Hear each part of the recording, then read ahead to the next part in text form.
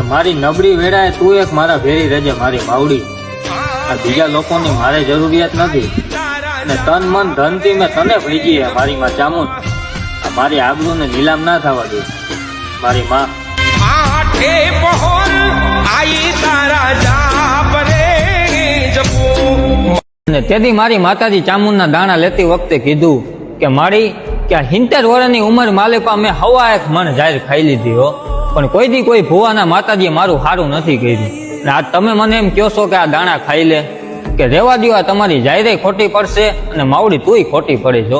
અને તેથી મારી માં ચામુંડે કીધું કે હે બાઈ, કે તે આજ સુધી ભલે ગમે એટલા દાણા ખાધા હોય, પણ એકવાર મારી ચામુંડનો વિશ્વાસ રાખીને તારો ખોડો પાથરીને આ દાણા ખાઈ લે, અને જો 9 મહિને તે દીએ દીકરો ના આપું ને, તો આ દુનિયાની માલિકા હું ચામુંડ નહીં હો.